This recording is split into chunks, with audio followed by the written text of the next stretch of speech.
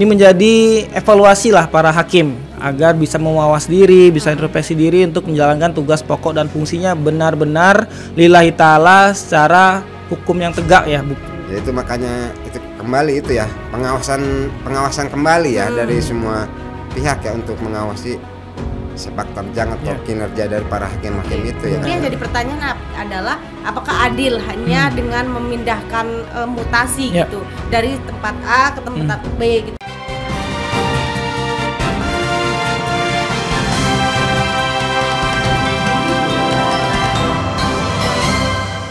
Upaya maksimal bedol desa hakim. Mahkamah Agung atau MA merombak jajaran hakim dan pimpinan pengadilan negeri atau PN di sejumlah daerah di Indonesia, termasuk pengadilan negeri di wilayah Jakarta. Perombakan ini diketahui berdasarkan hasil rapat pimpinan atau Rapim MA pada Selasa 22 April. Dalam daftar hasil Rapim tersebut terdapat 199 hakim yang dimutasi, meliputi Hakim Justisial MA, Ketua Pengadilan Negeri, hingga Hakim Pengadilan Negeri. Tercatat sebanyak 11 Hakim PN Jakarta Pusat dimutasi, salah satunya Eko Arianto, Hakim Ketua yang mengadili perkara Harvey Muiz. Para Hakim PN Jakpus ini dipindahkan ke berbagai daerah seperti Sidoarjo, Bandung, Surabaya, Tangerang, Bekasi, hingga Sulawesi Tenggara. Selain itu, di PN Jakarta Barat juga terdapat 11 hakim yang dimutasi ke berbagai daerah. Di PN Jakarta Selatan terdapat 12 hakim yang dipindahkan, di PN Jakarta Timur 14 hakim, dan di PN Jakarta Utara 12 hakim. Sejumlah hakim dari daerah lain seperti Bogor, Depok, Surabaya, Padang, dan Watampone juga turut dimutasi.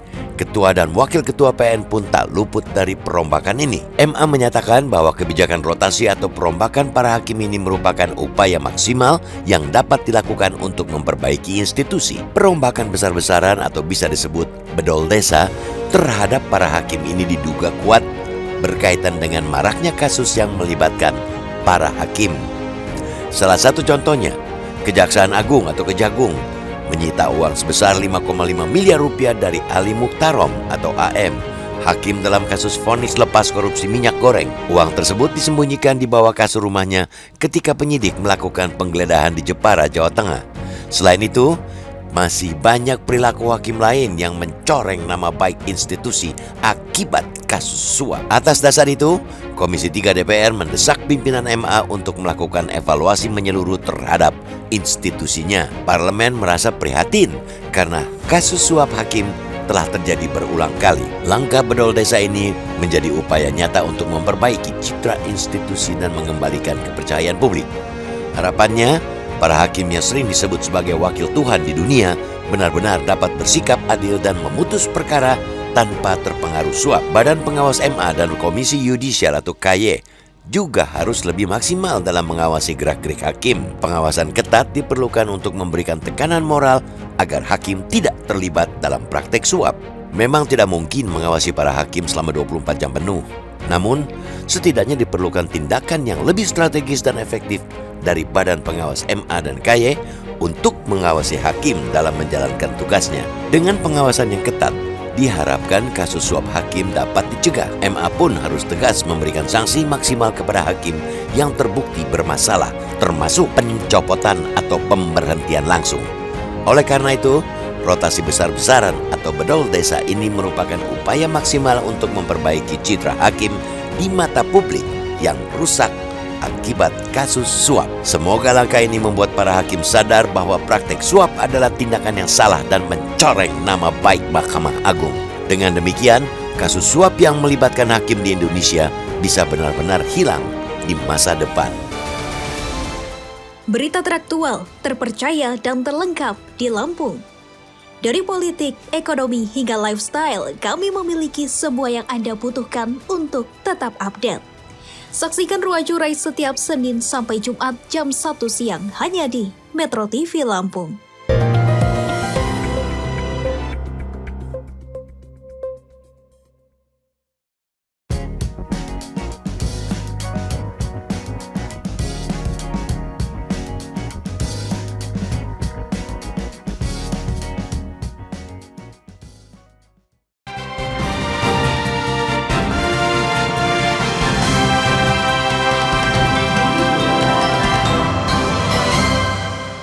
Selamat siang pemirsa Metro TV Lampung, jumpa lagi dalam podcast Bedah Tajuk Lampung Pos. Kali ini bersama saya Nurjana, saya Muharram Chandra Lugina, saya Triadi Sworo. Pada kesempatan kali ini kita akan membahas tentang upaya bedol desa hakim. Namun sebelum kita lanjutkan bedah tajuk kali ini, jangan lupa aktifkan tombol loncengnya agar tidak ketinggalan video terbaru lainnya. Kalian juga dapat memperoleh informasi yang lengkap dan mendalam dengan berlangganan Lampung Pos ID. Nah, kawan-kawan juga bisa memberikan masukan tema apa yang akan kita bedah dalam bedah tajuk pertemuan selanjutnya. Oke, Woro, Alulu, tadi di awal sudah di-spill ya. Tema tajuk kita hari ini soal bedol desa hakim ya. Artinya minggu ini kita akan membahas soal masalah hukum yang ada di Indonesia ya. Masih kelanjutan minggu kemarin ya, Woro, Alulu ya. Masih berkaitan dengan persoalan hakim nih yang kemarin juga tersangkut kasus korupsi, dan ini kelanjutan dari kasus korupsi tersebut sehingga efeknya rantai panjangnya yaitu mutasi besar-besarannya di tubuh hakim. Seperti apa pandangan kalian tentang kasus atau kebijakan ini, Alulu? Ya, mungkin ini salah satu upaya ya dari Mahkamah Agung untuk arahnya mungkin untuk membersihkan ya dari parasit-parasit yang ada di tubuh hakim juga ya. Dan ini juga menjadi sebuah hal yang emang cukup menarik ya, adanya mutasi-mutasi ini, karena kita juga bahwa hampir semua daerah ya dimutasi ya. Karena khususnya dari Jakarta yang lebih banyak ya, dari Jakarta Selatan aja yang kemarin kasus ketuanya yang kena itu ya, udah sampai 12 orang ya, dan mereka emang dialihkan ke sejumlah daerah ya. Dan ini juga harus menjadi sebuah hal yang bukan hanya emang sebatas tindakan sesaat aja ya, tapi mereka juga harus tetap mendapatkan pengawasan ya, walaupun kita tahu bahwa pengawasan tidak bisa 24 jam, tapi minimal ada aturan-aturan atau rambu-rambu ya untuk bisa mengawasi atau membatasi gerak mereka agar tidak melakukan hal-hal yang emang di luar kewenangannya, ada khususnya dalam menerima suap atau melawan hukum lah ya. Padahal mereka sendiri kan adalah sebuah perisai hukum ya, yang harus bisa memberikan rasa keadilan ya bagi masyarakat ya. Iya benar. Iya, ini kan istilah bedol desa ini kan istilah lama ya, Mbak Nur ya. Anggaplah ini perpindahan atau bahasa birokratnya itu mutasi. Nah, ini lagi-lagi menjadi sorotan para penegak hukum kita ya, perwakilan Tuhan di dunia. Banyak tuh ya oknum lah, katakan oknum-oknum yang bermasalah. Nah, semangat untuk perpindahan ini sebenarnya pengen ya membuat suatu organisasi hukum itu bisa lebih fresh ya, tidak ada permainan, tidak ada mafia atau tidak ada oknum-oknum yang bermain di satu tempat terlalu lama gitu kan. Tapi kan ini menjadi menarik karena sekarang masyarakat Indonesia mendapatkan berita-berita ya tentang forum keadilan gitu ya, untuk lembaga keadilan kita bermasalah hukum. Banyak ya kasus CPO, kasus suap untuk pembebasan segala macam ya. Ini menjadi sorotan kita. Jadi kan kita harapannya sih dengan berpindahnya atau mutasinya para hakim dan jaksa ya. Ini aja ada 199 hakim ya yang dipindah tugaskan. Ini menjadi evaluasi lah para hakim agar bisa mewawas diri, bisa introspeksi diri untuk menjalankan tugas pokok dan fungsinya benar-benar lillahi ta'ala secara hukum yang tegak ya, bukan hanya hukum yang pasal karet yang bisa dilobi, bisa ditarik, bisa sesuai dengan pesanan ya, hukum sesuai pesanan. Dan ini kita harapkan dengan mutasinya ini rolling para pejabat di jajaran hukum bisa meminimalisir permainan-permainan di satu lokasi ya, yang ya namanya penegak hukum ya pasti dia punya kekuasaan di sana, lobby-lobby hukum, dia tahu aturan mainnya dan bisa memainkan pasal-pasal karet tadi itu. Gitu ya menurut. Tapi harapannya bedol desa ini jadi angin segar ya bagi dunia hukum kita di Indonesia gitu. Artinya bisa sedikit membalikan kepercayaan publik. Tapi yang jadi pertanyaan adalah apakah adil hanya dengan memindahkan mutasi gitu dari tempat A ke tempat B gitu. Mungkin kalau sebelumnya di pusat kota ya, di ibu kota, ini dipindahkan ke daerah yang lebih jauh gitu, kayak di Sulawesi gitu kan. Apakah itu efektif gitu, melihat itu seperti apa? Ya sebenarnya intinya kembali tadi itu ya, pengawasannya ya. Kita maupun dimanapun juga, orang kalau udah pengawasan malah tambah longgar, misalnya tambah jauh, pengawasan tambah longgar dengan mereka punya moralnya yang emang seperti korup gitu kan, mungkin tetap aja bisa jadi gitu loh. Makanya pengawasan ini yang harus ditekankan ya kepada mereka ya, dan MA juga harus bukan hanya memutasi sekedar mutasi ya, tapi juga harus memberikan juga efek jera ya, terus ini juga mental para hakim-hakimnya itu ya. Mungkin diberikan pelatihan atau apa ya, ini buat ini moral meningkatkan moral dan mental hakim itu sendiri agar mereka tidak seperti kata Woro tadi itu bermain kasus lah istilahnya kan. Mereka megang kasus tapi ternyata mereka dapat disogok gitu loh, terlibat di kasus itu kan. Itu menjadi hal yang cukup memilukan ya bagi dunia peradilan Indonesia, dan sehingga sekarang ini kan masyarakat juga udah tanda kutip udah mulai kurang percaya dengan hukum yang ada di Indonesia ya, terutama terhadap oknum yang bermain itu sendiri gitu loh. Dan itu harus menjadi perhatian, bukan hanya sekedar mutasi ya, tapi harus ada memberikan pencerahan lah kepada para hakim itu terkait khususnya moral dari mereka sendiri ya. Iya benar, sepakat ya. Artinya kalau apabila ada penegak hukum, hakim, jaksa melakukan pelanggaran ya harus disanksi tegas ya. Bahkan sanksinya bisa 2 kali lipat dari hukum yang biasanya. Benar, karena mereka yang penegak garda terdepan penegak hukum loh di pengadilan, ya kan. Tapi mencederai justru mereka ya. Makanya harus sanksi yang diberikan harus tegak, jadi ada efek untuk jera ya, supaya para penegak hukum ini tidak bermain dalam suatu kasus, terus mengelola mafia kasus ya, mafia hukum yang cuannya banyak banget dan untuk memperkaya diri kan, itu kan jangan sampai. Artinya kan moralitas, integritas para penegak hukum harus dimaksimalkan ya, dan juga bener-bener loh pemerintah harus memberikan sanksi tegas loh, jangan sekedar omon-omon, jangan cuma hanya sekedar ngomong gitu kan, ya namanya ngomong ya nggak ada implementasinya kan sama aja bohong gitu kan. Ya tetap saja para penegak hukum ini bisa bermain karena mereka tahu loh hukum-hukum mana, pasal-pasal mana yang bisa menjadi pasal karet ya, bisa ditarik ulur untuk kepentingan pribadi atau kelompok yang memesan suatu kasus hukum gitu ya Mbak Nur. Ya, yang terbaru aja kayak ini ya, masih hangat juga ya, sidang Jarot ya. Jarot itu ya. Ternyata tuntutan jaksa juga ternyata mendapat perlawanan loh, bahkan dilaporkan ya ke ini ya sama beberapa ini ya, termasuk Indonesia Police Watch ya, melaporkan tuntutan jaksa itu ternyata di situ tuntutannya cuma gratifikasi loh. Padahal kan ada sekitar hampir 1 miliar dan berapa kilo emas loh yang ditemukannya. Jadi mereka ini juga harus menjadi juga perhatian juga ya dari pihak para ini pengambil kebijakan hukum di Indonesia ini ya. Itu menjadi salah satu contoh ini. Di satu sisi ada upaya dari Mahkamah Agung untuk membersihkan, tapi di satu sisi masih ada gitu loh celah-celah buat para hakim atau para jaksa untuk bermain gitu di dalam menangani sebuah kasus. Dan ini harus juga menjadi perhatian juga ya, bukan hanya kayak kemarin emang udah ya, tapi ini juga udah harus bisa menjadi perhatian loh, perhatian serius dari para penegak hukum di Indonesia ya. Benar, karena kan korupsi itu penyakit ya. Iya betul. Namanya penyakit yang sudah kronis harus diamputasi gitu kan, tidak ada obat ya kan, nggak bisa, harus benar-benar di-cut diamputasi, obat habis tuh. Dan juga namanya orang sudah pemain ya, jadi pemain mafia hukum, dia mau ditempatkan di mana sih pasti tahu jalur mainnya di mana ya. Selah-selahnya ya. Nah, banyak namanya juga pemain itu kan, pemain dan terlatih gitu kan. Artinya udah paham benar ya, paham lapangan, sudah paham aturan. Nah, ini kan artinya harus ada strateginya gimana. Benar, harus main bola harus ada regulasi yang benar-benar mengatur supaya para penegak hukum ini kapok, tidak melakukan permainan-permainan yang kotor ya. Bahkan gimana dong, mereka waktu disumpah kan sudah di dalam kitab suci disumpah ya, menggunakan kitab suci atas nama Tuhan. Nah, Tuhannya saja dilanggar itu kan, apalagi yang lain itu kan. Iya benar ya? Betul.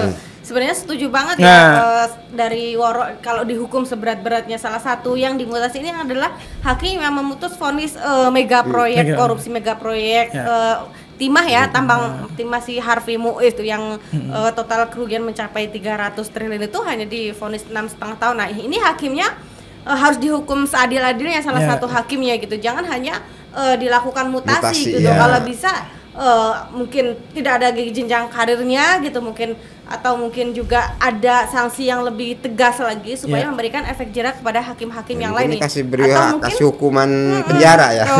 Atau hakim yang untuk memberikan efek jera bagi hakim-hakim muda nih agar tidak mencontoh para senior-seniornya yang lebih dulu gitu. Jangan sampai hakim-hakim muda mungkin yang baru dilantik yang masih punya idealis tinggi gitu mencontoh para senior-senior yang tidak baik gitu. Dan yang terbaru juga kasus hakim, tapi ini hakim di pengadilan agama yang menangani kasus artis itu, pasangan artis juga ini dilaporkan juga ke Komisi Yudisial. Artinya ada dugaan-dugaan yang melanggar kode etik gitu. Artinya di situ kalau kita runtutkan rangkaian ceritanya, ini kan artinya banyak pelanggaran-pelanggaran yang dilakukan oleh para hakim seperti itu. Ya itu makanya itu kembali itu ya pengawasan kembali ya dari semua pihak ya untuk mengawasi sepak terjang atau kinerja dari para hakim-hakim itu ya karena tanpa ada pengawasan juga mereka ya kayak tadi kata War kalau udah bermain itu apalagi tanpa pengawasan ya mereka bisa seenak-enaknya udel gitu loh kemana-mana mereka bisa masuk apa kasus yang mama dia dimainin semua gitu loh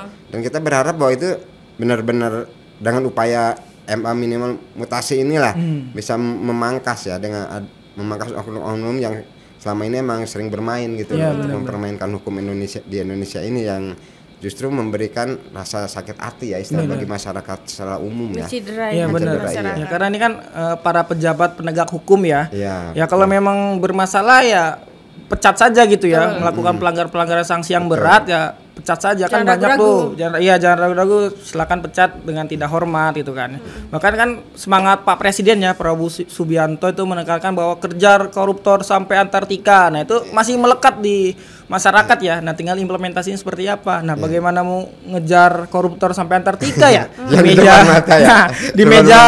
Di meja hijau aja masih ada lobby-lobby untuk kasus hukum ya kan. Nah itu yang mana ya? Betul, sangat setuju ya. Artinya juga ini kalau tadi Sawaro ini artinya butuh pembuktian dari pemerintah itu sendiri gitu. Jangan tebang pilih gitu. Jangan ada lobby-lobby lagi karet, jangan ada lobby-lobby lagi dan jangan ada lagi hukum karet tadi tarik ulur itu gitu. Ketika hakim tidak ya harus tidak gitu sesuai aturan perundang-undangan gitu. Jangan ada lagi permain apalagi kan selama ini kalau kita saksikan adalah hukum itu semakin tajam ke bawah tumpul ke atas gitu. Artinya banyak masyarakat kecil ini justru tidak mendapatkan keadilan gitu, mencederai hati masyarakat. Justru yang kasus-kasus ringan malah mendapatkan hukuman kadangan yang berat gitu. Untuk justru kasus-kasus yang mega korupsi mendapatkan hukuman yang tidak setimpal. Ya kembali tadi bahwa mungkin sanksi pemecatan ya mungkin kita juga nggak akan kekurangan calon hakim ya karena kita juga tahu bahwa lulusan dari sarjana hukum aja tiap tahun banyak benar ya dan mungkin jangan takut ya pemerintah untuk kekurangan hakim ya karena kita tahu juga lulusan dari universitas baik ternama yang walaupun sampai yang kelas menengah ke bawah juga kan banyak gitu loh. Tinggal bagaimana mereka memberikan kesempatan mereka dan mendidik mereka gitu loh untuk menjauhkan mereka dari hal yang emang mencederai hak hukum itu sendiri gitu loh. Karena pemerintah juga itu menjadi kewenangan pemerintah ya untuk bisa memberikan hukum yang seadil-adilnya bagi masyarakat dan sesuai dengan aturan yang ada ya. Jangan sampai mereka justru ya itu balik lagi bahwa mereka ternyata udah mendapat pendidikan atau udah melewati segala sesuatu sehingga menjadi seorang hakim tetap bermain gitu loh. Tetap kan itu harus menjadi perhatian juga bagi pemerintah gitu loh. Jangan sampai jargon-jargon presiden untuk bisa memberantas korupsi itu bukan hanya seperti kata War tadi jangan hanya omong-omong doang gitu loh sampai jauh-jauh tapi depan mata sendiri nggak diperhatiin gitu loh. Itu yang membuat kita juga agak miris ya, sangat miris sekali gitu loh melihatnya loh. Bahwa jadi kayak pepatah gajah di depan mata tidak kelihatan semu di seberang lautan kelihatan gitu. Ya kita kan ini sangat miris gitu loh. Kita jargon udah sampai mengejar sampai ke Antartika tapi depan mata masih banyak bener hal-hal yang mencederai hukum kita ini gitu loh yang lepas dari pengawasan dan kontrol dari ini ya penegak-penegak hukum atau aparat dari hukum itu sendiri loh. Iya benar karena kan ya artinya kan ini perlu hati yang murni ya untuk melakukan penegakan hukum gitu kan. Para hakim, para jaksa jalankanlah tugas secara baik gitu kan. Karena mereka sudah dibayar oleh negara ya, digaji setiap bulan ya kan untuk menjalankan tugasnya. Itu ada kenaikan gaji kan buat para hakim itu kan mereka minta sendiri. Benar, naik gaji ya, demo di Senayan kan. Iya, ketemu presiden semua DPR untuk naik. Tapi tetap gitu loh. Tapi ayo dong. Benar. Ayo dong tunjukkan integritasnya, optimalisasi kinerjanya gitu kan, tunjukkan kepada masyarakat bahwa hukum itu benar-benar benar-benar adil loh. Ya kan, hukum itu sebagai tertinggi ya di Indonesia untuk benar-benar memberikan vonis suatu pelanggaran yang benar-benar sesuai dengan pelanggarannya gitu kan. Jangan malah kong kali kong, siapa yang punya uang itu yang berkuasa. Wah, ngeri banget ya. Biasanya ngatur hukum ya, bisa memainkan hukum. Nah, apa kabar rakyat jelata kalau begitu ya, rakyat biasa yang tidak punya apa-apa, tidak bisa bisa melawan dengan kekuatan uang yang besar, pasti akan kalah terus itu kan. Artinya ya ayolah bekerja dengan hati nurani, yakinlah pada integritas hakim dan jaksa itu pasti masih ada ya. Oknum-oknum itu juga ya harus disanksi lah supaya junior-juniornya yang hakim-hakim masih murni bersih ini ya tidak mencontoh suatu hal yang baik gitu kan. Ayo tegak lurus menjalankan tugas pokok dan fungsinya gitu ya Mbak Nur. Betul. Harapannya kita sebagai rakyat Indonesia juga kita masih berharap juga masih banyak ya hakim-hakim yang punya hati nurani gitu, yang melaksanakan tugas dan tanggung jawabnya itu sesuai dengan perundang-undangan gitu. Memang murni untuk membela rakyat gitu loh, menjatuhkan vonis, memberikan hukuman sesuai dengan hukumannya gitu, tidak tertarik dengan tadi kata Woro, ada uang abang sayang gitu. Gak ada uang abang ditendang. Ya mungkin ini juga ya, bahwa mungkin agak menariknya kalau hakim itu membuat fakta integritas ya, yang nggak ini di situ mungkin bisa diinin juga apa istilahnya hukuman atau apa ya di fakta integritas itu untuk memberikan ini juga rambu-rambu buat mereka secara ini ya pribadi ya, bahwa kalaupun mau jadi penegak hukum di Indonesia itu harus memberikan apa ya istilahnya bergaining ya, atau komitmen ya. Tapi itu benar. Itu sudah ada itu ketika para sarjana hukum mendaftar ya sebagai CPNS di lembaga hukum, kejaksaan, terus mencari pengadilan dan sebagainya itu sudah ada. Ya, tapi mungkin ditambahin apa sanksi poin-poinnya ya. Benar. Poin-poinnya ya. Berkomitmen ya untuk menjaga integritas itu kan. Itu kan secara ini loh, mungkin itu secara organisasi atau ini ya, mungkin secara pribadi ya. Mungkin dia bisa juga ya secara pribadi dengan adanya tambahan poin-poin yang emang sanksinya cukup berat gitu, lebih spesifik gitu loh. Itu kan bisa bisa jadi pembuktian loh bahwa ini dia harus pelanggaran etik, dia harus menerima sanksi apa-apa yang harus dia terima gitu loh. Jadi mungkin bisa memberikan satu jadi panduan dia ya, menjadi rambu-rambu dia dalam melaksanakannya. Kalau misalkan ini gua harus udah ada ini secara pribadi gitu loh. Kalau secara organisasi mungkin ya fakta integritas secara keseluruhan gitu loh. Dan itu mungkin salah satu bisa dilaksanakan mungkin sama Mahkamah Agung ya untuk menyortir atau menyeleksi para hakim-hakim yang sudah ada ya. Dan mutasi juga ya kembali lagi bahwa mutasi itu bukan hanya satu jalan ya. Karena masih banyak jalan yang bisa dilakukan ya untuk bisa emang mengerem lah, untuk agar para penegak hukum ini tidak emang bermain bermain terus dan terus. Ini kita berharap bahwa ini menjadi sebuah terakhir kali lah ya ada oknum-oknum yang emang bermain untuk mempermainkan hukum di Indonesia itu, padahal kan supremasi hukum itu cukup tinggi di Indonesia, sangat tinggi ya. Sebagai supremasi hukum itu harus di atas segalanya gitu loh. Benar ya, artinya kan ini harus ada sanksi ya yang membuat jerah para hakim agar tidak bisa bermain ya semwenang-wenang, karena kekuasaannya tinggi loh, memvonis menjatuhkan suatu hukuman kan kepada orang-orang ya. Kalau orang itu tidak bersalah gimana coba? Nah kalau yang bersalah malah di lobi-lobi jadi hukumannya berkurang. Nah, artinya sampai bebas ya malah. Nah artinya ini kan perlu sanksi hukum untuk menindak tegas para hakim, para jaksa dan penegak hukum yang lain apabila berbuat salah ya. Hukum aja tegak ya kan. Iya. Jangan hanya ke ini ya, yang hanya terlibat di suatu kasus ya, tapi mereka juga yang terlibat juga, aparat penegak hukumnya juga harus sama-sama menerima sanksi gitu loh. Karena hukum itu harus seadil-adilnya kan. Jadi adil bagi semuanya. Dari masalah yang berperkara juga yang bermain di dalamnya gitu loh. Harus ikut juga menanggung apa yang mereka lakukan gitu loh. Jangan hanya sebagian orang menerima sehingga terjadi ketimpangan ya di hukum kita ini ya. Bahwa kembali lagi bahwa tumpul ke atas tajam ke bawah ya. Jadi ujungnya ya rakyat jelata aja yang jadi korban terus gitu loh. Yang punya uang mah tinggal ongkang-ongkang aja, udah gua kasih duit gitu loh. Iya gua ini duit aja udah selesai gitu loh. Hakim mana sih yang nggak bisa gua pakai duit gitu kan istilahnya. Gua ini aja selesai urusan gitu loh. Dan itu kita berharap bahwa itu jangan lagi terjadi gitu loh.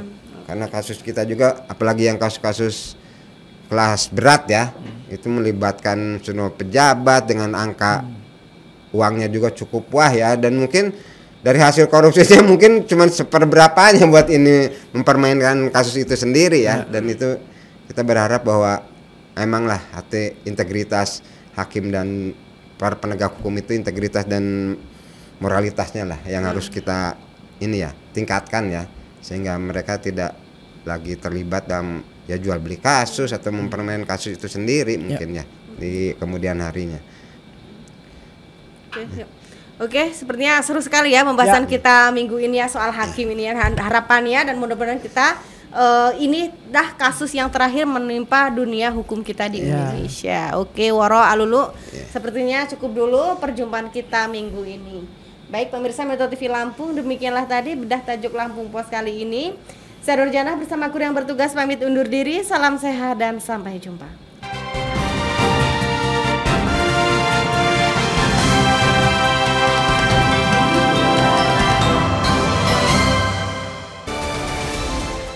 Berita teraktual, terpercaya dan terlengkap di Lampung.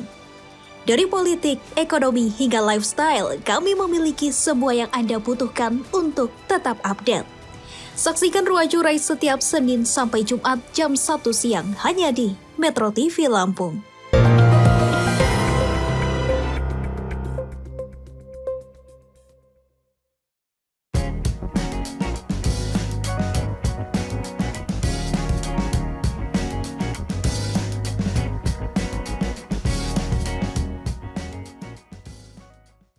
Lampung Pos berdiri dari tahun 1974. Telah menjadi sumber informasi terpercaya bagi masyarakat Lampung selama lebih dari 4 dekade. Berawal dari surat kabar cetak, Lampung Pos terus beradaptasi dengan perkembangan zaman. Menyongsong era digital 5.0, Lampung Pos terus berbenah diri untuk tetap relevan. Dengan adanya platform digital, Lampung Pos menyajikan informasi yang akurat, objektif, dan berimbang, serta memperluas jangkauan pembaca. Lampung Pos dapat diakses melalui sosial media, laman Facebook, Instagram, dan TikTok. Lampung Pos memiliki One Click, koran cetak dan digital, Metro TV Lampung, Radio Sai 100 FM, Lampos Event Organizer, dan Lampos Publishing. Lampung Pos, jendela informasi Lampung. Menuju era digital 5.0, Lampung Pos berkomitmen untuk menyajikan informasi yang akurat, objektif, dan berimbang, serta membangun platform diskusi dan interaksi yang bermanfaat bagi masyarakat.